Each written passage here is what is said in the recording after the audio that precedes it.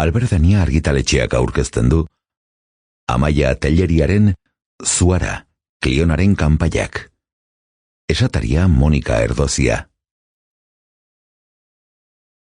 Zuara, Klionaren kanpaiak. Amaia Telleria. 1.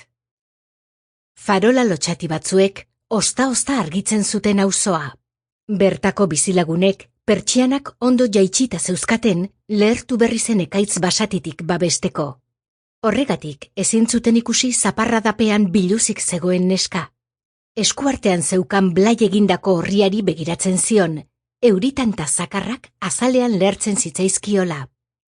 Tximista batek argitu zuen ingurua, eta pauso bat eman zuen neska ile horiak, zalantzati. Beste bat gero.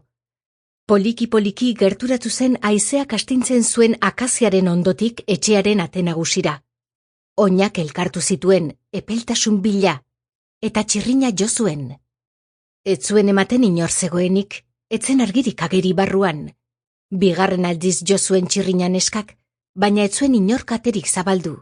Besoez bere burua babestu, eta estalpe txikitik atera zen, gau trumoitsuan galtzeko prest. Bapatean, ateotxa entzun zuen.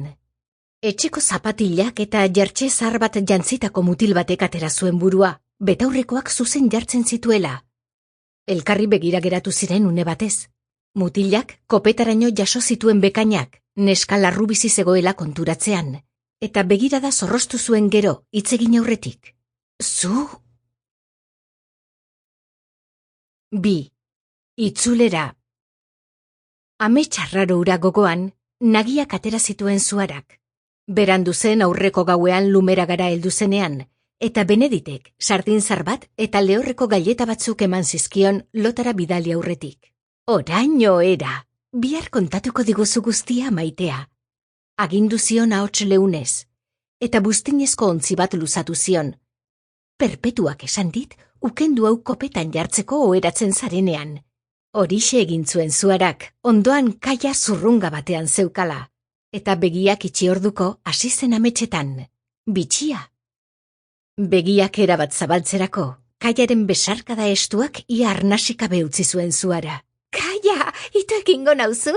Esan zion barreari ezin eutxita, eta besarkada itzuli zion kaiak, besoak zertxo bait laxatu zituenean. Zergatik etorri zarain berandu?